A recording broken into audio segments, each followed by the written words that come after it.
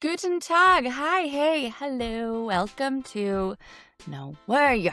Tell me everything. I am your host, Jess. Welcome back to another solo episode. How's your week been going? How's it been for you? I have no clue when I'm going to air this episode, so I'm not going to try to determine what astrological juju is going on right now. But maybe just put a hand on your heart and ask yourself, hey girl, how's it going? How am I doing? Check in with yourself if you haven't done that today. Just a little bit of somatic practitioner Jess coming in for you. So today I'm going to talk about a topic that has been coming up a lot for me lately, and it is about just being enough for yourself. And I'm going to talk about relationships and self-worth and why it's really important that you learn to be enough for yourself and how that will actually lead to calling in the right people who will match that energy. Whether that's romantic or friendships or, I don't know, even, this even applies to careers. But ultimately what the whole moral of the story is you have to be enough for yourself, and that's where your happiness is going to come from. So without further ado, let's get into it. Now, y'all know I like to talk about something witchy in the beginning, which ends up being half the episode if we're honest. What I'm going to talk about today is hopefully going to be a wee bit quicker because I actually have plans I got to get to. I have my weekly sauna goose, and my friend Sissel is here from the Kundalini activation episode, and I'm going to go with her. Anywho, you didn't need to know any of that information. What I'm going to talk about today is Jess's jelly, Jess's grape jelly, hug in a jar. I want to tell you what it is and how I made it because holy heck, this is the best batch I've ever made. This is after years and years of testing out and never writing down recipes, but somehow arriving at this beautiful, if you're watching, pink, gorgeous frickin' jelly. And I have had 3 other people try this and 2 children, and everyone thinks it is amazing. So I'm going to tell you what I do with it. Now, when we bought our house here, it was absolutely covered in grapevines. And so the part of me that had never had a garden was like, oh my God, yay, grapes. Well, it turns out that our grapes have about 50 million fucking seeds in them. So they are not like eating grapes unless you like that old timey pastime of spitting seeds out your mouth. In that case, come over. I got something for you. So this time of year is full on grape season. We just finished with the apples. Now we're straight into the grapes. So what I have done in the past years is make a lot of juice out of it. And then we drink juice and we have jam. And I give a lot of the jam away. And I've been working on this episode, Jesus. I can always tell when I'm connected intuitively because I literally can't speak. And if you know me, I'm usually fairly eloquent. What I mean, if you know me, you're listening to my podcast. Coffee break. Sorry. ADHD is ADHDing today. I've been perfecting this recipe for my jelly for over a few years. Also just basically learning the basics of how to make good jams and jellies because it is really easy. But what I found is there's a few key steps that if you don't do them, it will affect the texture, the mouthfeel, if you will, of your jelly. And that's really important to me. So for this one, I wanted a really light and airy jelly. In the past, what I do is you can use a juicer with the grapes if you want a really quick fix, but most of the liquid actually gets thrown back in with the husk and everything else. So you're missing a lot of juice from it. Also, when you do it that way, you don't get if you purple grapes like me, for example, you don't get the lovely color from the grapes in the jam because it's only going to juice that white part. So you can have, a white colored jelly, for example, if you want. But if you want this very lovely light pink rosy texture, you're going to want to stew your grapes. So what I do all the time is I get a little bit I Love Lucy with it. I don't use my feet because feet are icky, but I use my hands. So I'll take all the grapes off the vine, put them in a pot, and then just get in there like you're making meatballs and squeeze all of the juice over and over. Honestly, if you're a sensory person, it is really great. It is really great. There's something about popping grapes with your fingers, just imagining little eyeballs or something. I don't know. Maybe that's just me, but it does feel really cool. And if you don't like weird wet textures and popping, then you're not going to like that. So use a potato masher. Anyway, you're going to do all that. Pop as many as you can. You don't have to pop all of them, but you want to get a good pop going. And then you're going to put it on the stove and get it to like a good cooking point. It doesn't have to be boiling because if you boil it, it'll start to get really foamy, but maybe like a simmer. I don't really know official cooking terms. Shocker, I did not go to cordon bleu, but I think it's called a simmer, or maybe let's call it a just under a boil. Does that work for you? Do that. And then what you're going to do is just for a little bit, and then use like a potato masher. Don't use your hands for this step. This is not a hand step. Potato masher.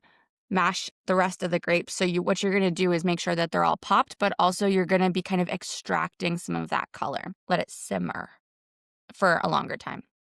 I honestly couldn't tell you how long I did it because in typical Jess fashion, I have not written down anything. It's all up here in the old noggin, which we all know is super reliable. So just simmer it for a while. And then what you're going to do, and this is the important step, if you only strain it through a strainer, you're going to get a lot of sediment from the grape, from the seeds, all this other stuff. And it's going to make for a really like grainy mouth texture. So I do a kind of 3-part straining method. I start off with like a wider sieve. It's like a pasta strainer would work really well for that, where you want to get most of the seeds and the skin and stuff out. If you try to go directly to a cheesecloth, which you can do, it's just going to take a longer time. So I like to kind of go down in the size of the strainer. So you start off with like a pasta strainer, strain it out. Then the next thing I like to do is I do use like a chinois, I think it's called, if my Top Chef memory is paying off here. I think it's called a chinois. It's like a sauce strainer. So it's thinner, smaller holes. And then I'll put it through there. The last step I do in order to get this really silky, smooth, airy texture to the jelly is to use a cheesecloth. Now, I have only bought a cheesecloth for this season. The past seasons, I used a standard dish towel. You can pretty much use anything that has like a weave to it. So it's anything like cotton. But a key step you want to do is you want to make sure that the cheesecloth or the kitchen towel is wet. If it's not wet, all of the juice is going to kind of rise into the fabric and it'll actually absorb the juice in there, which is not going to be beneficial. So then you want to do the cheesecloth. I think this time I folded mine. So there was like 3 layers of cheesecloth between the juice and the bowl it was going into. Put it in the cheesecloth, let it drain for a little bit, and then you can pick it up and start to like twist it so you can push all of the juice out. Now, at this point, you're probably going to want to look at the juice, the jelly juice, and make sure that it looks really clear. If it's not really clear, if there's still some like discoloration, some of the foam has come through, just wash off your cheesecloth or towel and do it again. You want to make sure it's really clean, beautiful, pinky purple color. This next step is literally the easiest part of jelly making. Now, I know for the past, 5 minutes, I've talked about the process of going from grape to juice. If you want to just buy grape juice, just buy grape juice that's already sieved and everything else. Maybe you don't have grapes at home or you don't want to get them from the store. Just get grape juice. So if you have grape juice, let's say grape juice stage to jelly, you want to have 5 cups. For my European friends, I have not converted to the metric system after 15 years of being here. I apologize. Use a converter just like I do when I use European recipes. 5 cups of juice. Put them in a saucepan. Bring them to a very low simmer. You don't want it to boil. You don't want it to get too hot. You're going to want to add your flavorings. You can add any flavorings. If you just want grape jelly, just add like a little bit of lemon to kind of offset the sweetness and you're good to go. But I'm going to tell you about my hug in a jar.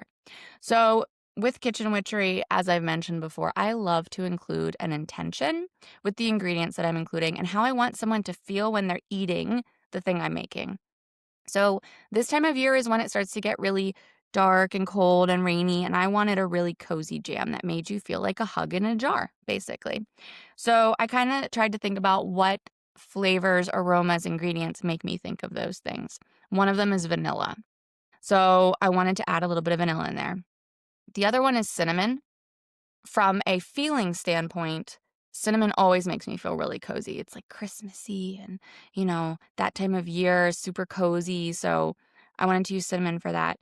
But I also wanted something that's very like peaceful because when I get a hug, I feel very peaceful. My husband's a champion Jess hugger because he knows that sometimes my nervous system needs to be straitjacketed. So I wanted to recreate the feeling of Morton's hugs for me. Oh, Isn't that sweet?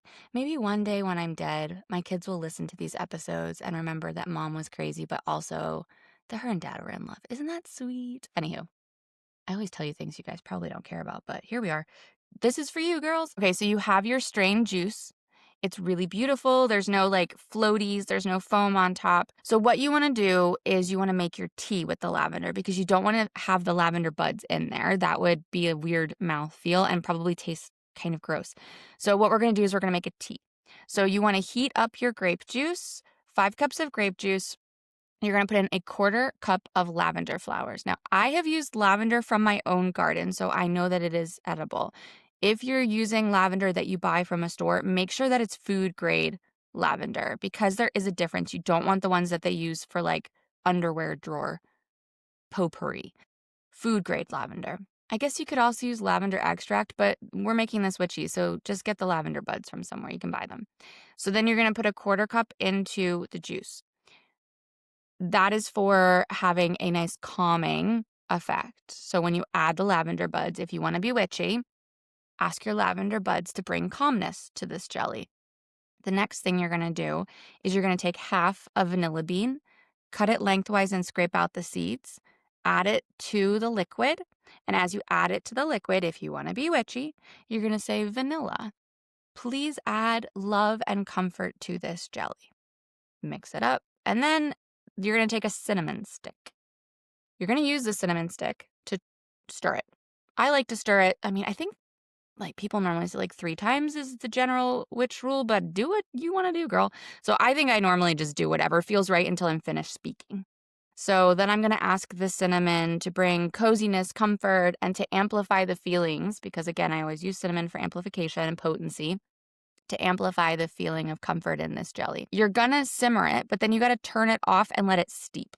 So once it gets to like a pretty hot temperature, put a lid on, turn off the stove, let it steep, just like you would a tea. I think mine was like about an hour, but you can also do half an hour. It's whatever you wanna do. Then you're gonna again get your cheesecloth, strain the liquid out. Once it's strained, put it back in a pot. Then you're gonna add in around 500 grams of sugar.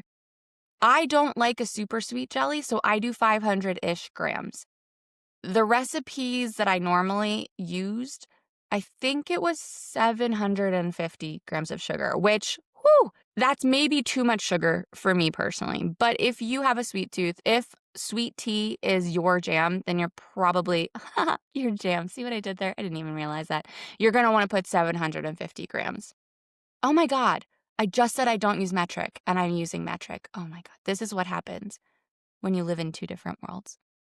All right, well, here we go. 5 cups for my American friends, and then just to appease my European friends, 500 grams of sugar to 750 grams of sugar. American friends, sorry, use a converter like the rest of the world. So that's what you're going to do there. You're going to add it to the juice and heat it just enough as you stir it until you melt all of the sugar. You don't want grainy sugar in there. You can also use honey, by the way, but I'm not going to be able to tell you how much honey you should use because I do not know. But honey would be also really lovely, I think. Then you need to add in your jam jelly thickening agent. Over here in Denmark, we have what's called melatonin. So this was a pack plus maybe a tablespoon and a half, 2 tablespoons of another pack of melatonin. If you're in the States, I think they have pectin. And so I can't tell you how much pectin you need to use, but you're going to have to figure that out, hopefully. Hopefully it's on there somewhere. So add that. Then you're going to pour it into your jam jars. If you're doing actual canning, make sure you check out how to give a hot water bath to your cans so you can preserve them. I used melatonin that's for cold canning. So just be aware of that. But if you're going to eat it really quickly, you don't need to do any of that. And also, I gave this recipe for 5 cups of jelly. It makes a lot of jars. You can give them away. Anyway, go make some jelly. It's super easy. It's delicious. If you want to make old school like Jell-O squares, which I just brought to my friends and she also loved, you can use gelatin instead of pectin or melatonin. And I usually do like 1 cup of juice to 2.5 tablespoons of gelatin. And that makes it like a hard but not super toothsome jelly. And it's delicious. Put it in a pan, let it cool down, cut it in squares. Yum, yum, yum. Okay, let's talk about being enough for yourself. We have a little coffee break. Okay. So, as human beings, we are constantly searching for connection, for relation, for love. Love is like the ultimate thing we all want, right? And we're constantly looking outside of ourselves for that. And that's for so many reasons. I mean, from a child, evolutionarily, you count on your parents and the people around you for survival. So when they give you love and attention, you start to realize that you're safe. So love and attention can start to feel like security and safety. And it can also be something that you don't realize you hold inside yourself. So you give away all of that safety and security to people and things outside of you. Everyone does this. It's not like I'm targeting any specific people. This is something we all do, some to differing degrees depending on your childhood, right? Um, and a lot of times what happens as we get older is the dynamic shifts. So you're no longer a child, but there's still a part of you that doesn't understand that. Like we carry this inner child with us forever. And if you've had trauma or you've had a difficult childhood, that inner child is probably more prominent than people who had a more healthy childhood and learned to go through the different stages of development. And when that happens, you miss all these really important developmental stages that teach you to rely on yourself, to believe in yourself, all these different things. It can also happen if you have a parent, for example, who always fixes everything for you. Obviously that comes from a good place. A lot of parents want to fix their problems for their children because they love them so much. And I should say that because I'm also a parent. Like I know this. We always want them to be safe. We always want them to have the best experience. But it is part of life to fall down and get up again, to believe in yourself and to know that others around you also believe in you. When you don't have that as a child, you constantly search outside yourself for someone to make everything better or to fix things. We see this a lot. It's being talked about a lot with some of the younger generations, where there was a generation of parents that were like, I think they called them tiger moms back when I was a bit younger. But they basically made sure that their children had the best of everything, had the best schools, all these, all these opportunities. They gave everything to their children. And again, it comes from this absolute place of, I want you to be so successful in life. But it robbed the children of the ability to fix things for themselves and to learn how to trust in themselves. So all of these things can lead to us not understanding that A, we are responsible for our own happiness. No one else is responsible for our own happiness. And B, we are responsible for loving ourselves so much that we don't rely on anyone else for that. And we receive love just because it's given and not because we're performing or doing things to receive love. Those two things are really important. And when you miss those two things, it makes it really hard to actually receive love in the way that you're hoping. It's basically this determination that you will never feel love in the way that you want to. Because if we go back to the first point, you are responsible for your own happiness. So we've probably all been there with a partner where we all have different love languages, right? So how you receive, are you a person who does acts of service or words of love or whatever? Depending on what your communication style is probably how you receive love, right? But let's say that you love acts of service, right? If you are constantly looking outside yourself for love and not providing yourself with love, when someone acts of service to you and does something for you, there's kind of many outcomes, but these are the two kind of common ones. The one is you have disappointment. This is a big one that we see, especially with women, because we're natural caretakers. And so we expect things to be done in a very higher level. But if you're with a male, for example, if your partner is a man, they're not raised with that. And they don't necessarily inherently have those kind of nurturing qualities built in as much as women. So their idea of taking care of you or an act of service is most likely not what you expect. So your partner could be feeling really excited that they did something for you, and you're like, what the fuck is this? And it's not what you want. And so then you're like, why can't I just find somebody who loves me the way that I want to be loved? And it's like, because you need to love you the way that you want to be loved. And when you do that, then the other stuff doesn't matter. It's like, what's that called? It's like icing on the cake. The cake's already made. That's just the icing. So that's one way that it could happen. The other way that it could happen is your partner does something nice for you, and that inner child in you that didn't get love when they were a child or only relies on external love will latch on to that person.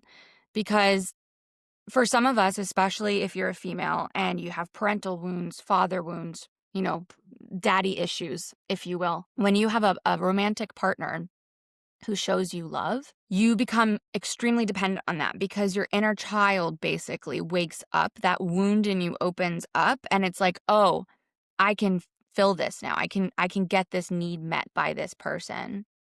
And it can be really dangerous because sometimes the type of people who do things like love bombing are not genuinely loving you. They're manipulating you. So then you end up getting in a relationship that is actually really not healthy, but the wounded parts of you don't want to lose that relationship or can't get out of that relationship because it's serving the purpose of not healing, because it's not really healing anything, but it's like a Band-Aid over what's actually going on. So that's why you work on healing to fix that wound. And I guarantee you that if you're with someone who's manipulative and not actually loving you for who you are, when you start to feel that wound, all of the things that they're doing will start to become more and more ridiculous and more things that you will not put up with. So that's the other thing that can happen is we can start to rely too much on it and use it for our validation. It starts to affect your self-worth as well. You probably didn't have self-worth that was very high in the beginning. That's something that most of us struggle with anyway. But if you have really low self-worth and then someone starts love bombing you, or let's say even in a healthy way, like someone just starts showing interest in you and they could be a great person, but the problem lies still inside of you because you're not receiving that love in a healthy way. You're receiving it as a way to fix you. And again, you don't need fixing. You just need to understand that you have everything inside of yourself to give yourself the love you want. So I see this quite often with people who want tarot readings or psychic readings, for example. Somebody wants a love reading. And they're asking, when is this person going to come into my life? I've been waiting for a partner, and when are they going to come in? And I understand it. I do, because it is lonely when you don't have community, when you don't have a partner. My experience when I've done readings for people that have a love angle is that spirit never, ever tells me personally that your partner's going to come in a few months. There's somebody that's right there and they're going to walk into your life. I mean, sometimes they'll tell me like that there's somebody in the wings, but they're waiting to align with you. But I think I've had that kind of message maybe once. Most of the time, what spirit tells me is what I'm going to tell you now. The right people, whether it's romantic, friendships, career, uh, even family members, really, that you maybe don't have a close relationship with, but romantic partners, friends, even career, all of these things will come to you when you no longer are looking for them. And I know that that's a common message. Like we've all heard that, like, it always comes when you stop looking. But there's another part to that message I always get, which is not just, hey, just don't worry about it. Don't pay attention to it. It'll come when it's ready. The message is always, it will come when you're no longer looking because you found that love within yourself. Or the person that you want to go have fun with and do fun experiences with will show up when you're already having those experiences with yourself. And I think from an energetic perspective, I fully understand this because when you're in a state of lack mindset, if you will, I don't really like that term. You know how I am with labels and terms, but when you're in a kind of lack mindset where you are searching, and again, it's this pushing energy, let's call it that, where you're pushing and pushing and you're trying to control the outcome. I'm not saying stay at home and never go out and meet anybody, because that's certainly not what it's going to happen. You have to go out and do things, but you have to do them for yourself, right? But when you're trying to constantly manipulate, or, we've all been there. Like let's say you meet someone and you so desperately want them to be that friend or that romantic partner that you've been searching for, that you've been hoping will come into your life, that you shoehorn them into the person you really need, even though they're not. And then you end up being disappointed anyway, because they're not meeting your expectations. And you can't treat other people that way. From an accountability standpoint, At the very least, it just means that you're trying to make something work that isn't actually working for you, that isn't actually making you fully happy. But a lot of times what happens is we start spilling our wounds onto these people. I will give you a very personal example. I have an abandonment wound. So I have to work very hard to be completely 100% happy and content and have fun just by myself, with me, only me. Because I have a lot of great friends around me. But what I feel when I'm living in this abandonment wound, when I'm letting that energy kind of be a part of who I am, I start to project that onto people. And if they don't answer me in a number of days, or they pull away because life things are happening, I start to go into that inner child abandonment side of it, of like, oh, they're pulling away from me. I'm not good enough. I'm not worthy. They no longer like me. And then I start to push harder of like, hey, I'm going to send you 50 messages now. I need to get your attention like a child. And then if I don't get attention, I've even gotten to the situation where I've spoken to them and explained that I have this wound and that this is what's happening. I'm self-aware enough to know what's going on. And I like to make sure people understand where I'm coming from a lot of the times. But even then, it's not always fair to the people around me because they have their own lives. They're the center of their own universes, right? I'm not the center of their universe. And they have all their own shit to deal with. So they're not doing any of these things to hurt me. They're not doing any of these things to make that flare. But I've said it and I'll say it again. The universe wants us to thrive. The universe has our best interests at heart. And part of that is it acts like a mirror. So the relationships in your life are a mirror to how you feel and are handling yourself on the inside. So I feel that energy in my relationships when my abandonment wound is flaring. So I have to take care of working on doing stuff by myself, being okay. And what I've found is when I do that, I come more into balance with the relationships in my life. They naturally seem to flow easier. I don't feel unworthy in those cases when I'm doing that because that's where it comes from. It's a feeling of not being good enough. That starts to go away. And I found that people start to come into my life who align with whatever energy I'm in then. So that's why it's not really fair to other people to not work on your own shit and then project it on to them. And it can ruin really good relationships that have really good potential for you because you're not dealing with that. So let's talk about practical steps of how do you be enough for you so that you're happy. Now, it's a difficult topic to talk about in a short episode because it's always different for what type of relationship you're struggling with at the moment. Our whole lives are communities and relationships. So you can have different tiers of friends you're struggling with. Maybe you're struggling with your peripheral friends. Maybe you're struggling with your best friends. Maybe you're struggling with your boss. Maybe you're struggling with your partner. It could be so many different types of relationships, but I'm just going to touch on ways we can increase our self-worth and ways that we can learn to go out and have fun with ourselves, because I think that's also really important, and that also helps increase confidence and self-worth. So to start off with, when it comes to your self-worth, it is always rooted in something, not necessarily an event or a memory. It could be ancestral. I feel like there's a very strong ancestral tie for me there. But it's always rooted in this feeling of I don't deserve more, I'm not good enough, right? These things aren't possible for me. These type of relationships I want, I'm never going to have them. So the first thing you can do to work on that is subconscious reprogramming. I feel like at this point, you're probably like, I think I've heard this episode before, and you probably have. But with this subconscious reprogramming, what you want to focus on is getting to the root of that belief, finding out where does it stem from. So again, using myself as an example, my self-worth stems from my parents' divorce and my dad not being around for the first 10 years of my life. That's where my self-worth issues are rooted. So when I work on self-worth, I might go back and reframe experiences I've had from that time onward. Almost sometimes I work backwards, sometimes I go in between. I really feel like spirit puts you where you need to be. So whatever is flaring up the most, it will come back is that memory or that feeling or that belief that I have that's not actually a belief, which is what comes up a lot with reprogramming, where you'll find that maybe you had an interaction with somebody, and then maybe it doesn't turn out how you expected or you get rejected.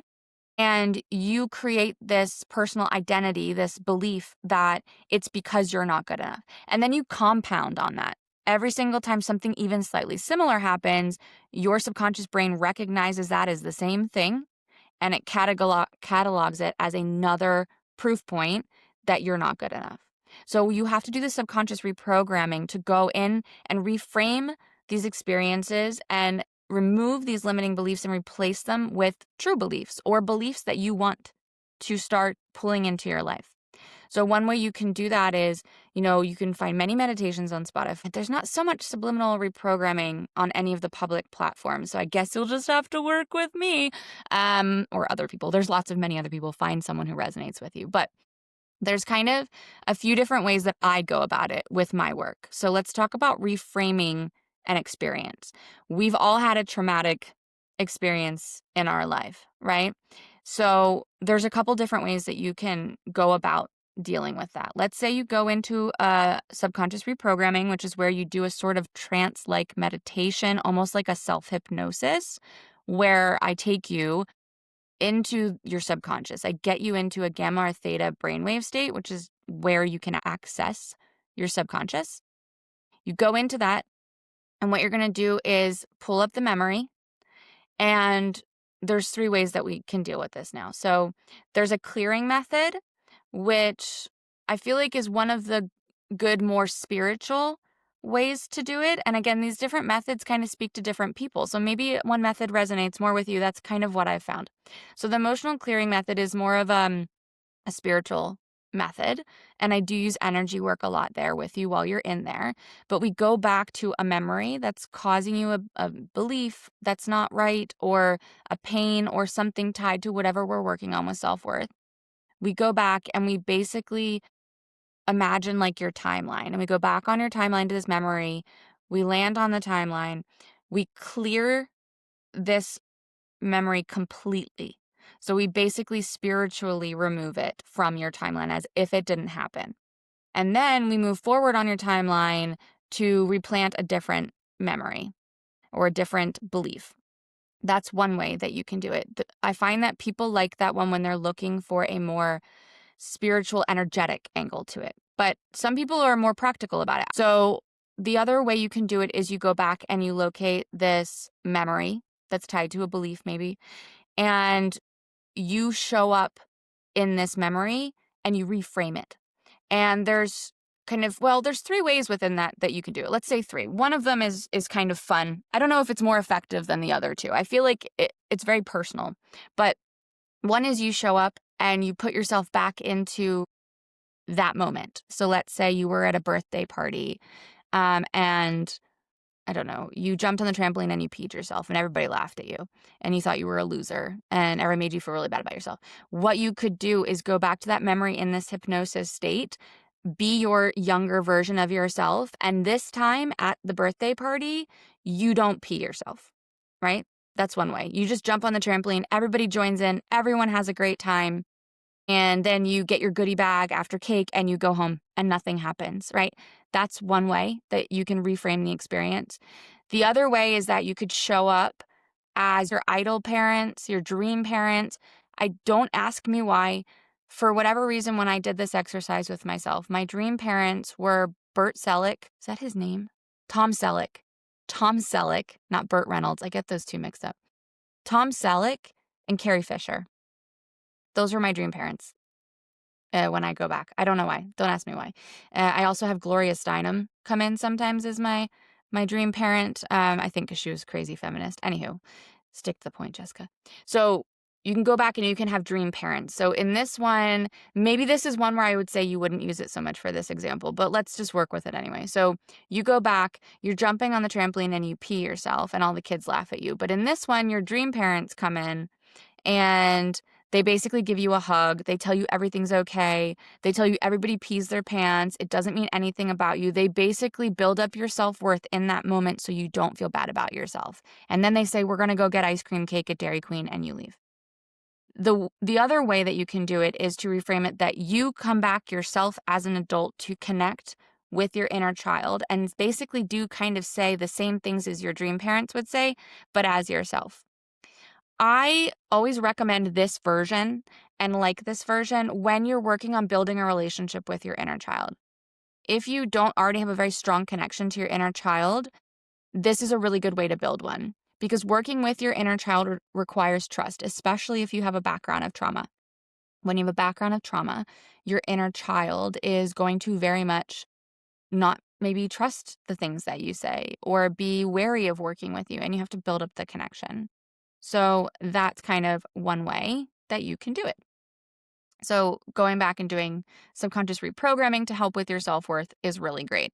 Journaling out the issues and reframing them in your conscious mind is also great because sometimes we have these stories that we've created in our head. And then once we actually get them out and realize that this is ridiculous and this is obviously not what happened, that can also help a lot. Sometimes it's not just our subconscious mind. Sometimes we also need to be convincing our conscious mind. I like to also do reparenting with my self-worth. So every time I catch myself starting to feel low self-worth or criticizing myself about something that has to do with me as a person and how I view myself, I basically gently stop myself and I say, hey, these things are not true and we need to not spiral. We know better than this. This has absolutely nothing to do with us or who we are. It says nothing about how good we are. Everyone makes mistakes. This is totally fine. Let's remind ourselves that we're amazing. We are loved. We love ourselves. Whatever works for you. But you basically treat yourself with love. And that's kind of the core of this whole thing is the way that you become enough for yourself is starting with being really compassionate and loving to yourself. Because why would you want to have a relationship with a mean bitch, right? You don't want to be like Regina George to yourself. You want to be like, I don't know, not Janice Ian. She wasn't great either. I don't know that there were any really healthy friendships in that movie, so let's not use that one. You want to be just the absolute loving parent to yourself. So the other thing I promised to talk about is how you actually go out and like have fun with yourself and build up your self-worth externally. So I do so many things alone. And even 2 years ago, a year ago, I would never have imagined that that was something that I do. Like doing things alone, I felt like a loser. It just seemed to make me feel even worse about myself. Like, oh, great, I can't get anyone to do anything with me. No one wants to hang out with me. And I miss out on all these opportunities. And that is really problematic victim thinking. It's also spiraling and it's creating false beliefs that aren't true because everyone has busy lives, especially as you get older. So people probably want to do stuff with you. They just don't have time. So if you look at stuff and you're like, I really want to try this, don't even ask your friends sometimes. Try going out and doing it by yourself because in my experience, the more that I did that, I ended up meeting people who like the same things that I do. I have some really good friends now that I met in an essential oil making class, and I just went to that myself. But also, you kind of prove to yourself, it's like you're dating yourself. Like you're basically proving to yourself that you care enough about what you want that you're just going to go do it and you're going to have a great time doing it. It also helps you find the things that you enjoy if you widen that lens to include things that maybe you've thought about doing, but you're not really sure. Or if you're trying to figure out, let's say you've removed all these societal conditioning layers and now you're like, who am I? What do I like? This is a great idea for that. You can start trying different things and being like, this is great. I like this. Or like, nah, that wasn't for me. And even if it's scary, each time you do it, it gets so much easier. And now I really enjoy doing things by myself because I end up meeting new interesting people, having new conversations, which is something we don't really do often as adults anymore. You just kind of stop talking to people you don't know, stranger danger and all that. But also I just feel like I get to experience so much more, and it's really helped my self-worth because it's a form of self-care. And it, like I said, it's like dating yourself. And when it comes to energetics, when you do those things, when you build up your self-worth, I mean, not even energetically, just practically, if you're looking to meet people, doing these kind of activities is a really good way to meet people. Like I just said, I met really good friends. I'm obviously not looking for anything romantic, but there's always situations where I see people talking to each other in a bit flirty way. So I imagine that they are meeting people this way too. I mean, in the days of Tinder, this is a great way to get out and actually talk to people and meet people and have fun.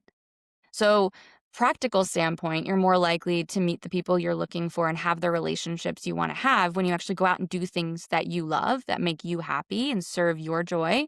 But also energetically, You're raising your vibration. You're healing that wound. You're operating from a much healthier standpoint. And so you're not going to be projecting those wounds onto the people that you meet and expecting a version of them that they're not. And you'll also find that you'll be able to meet people where they are, which is a really important thing as well. Because like I said before, if you're meeting people where you are and where you think you should be and who you think you should have in your life and what they should be giving you, you're making expectations for people that are just, quite frankly, unfair. There's a difference between bad behavior and people treating you in a way that you don't deserve. So don't confuse me there. If people are being, manipulative or abusive or gaslighting or, really not showing up for you in a way that is positive for your self-worth, that is one thing. But I'm not talking about that. That's a separate thing. What I'm talking about is my example that I gave you.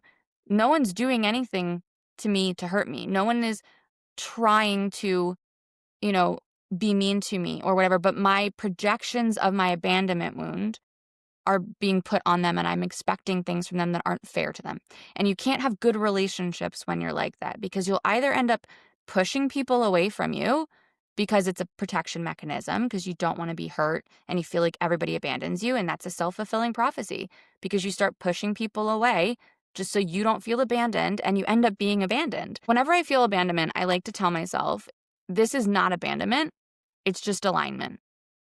When people fall away, it's opening up space for new people to come in. That only works when you do the work, though. So I hope that you took away from this conversation how important it is to be your number one, basically. Be your number one, love yourself, work on your relationship with yourself, date yourself, and then tell me how your life gets better. Please, I would love it.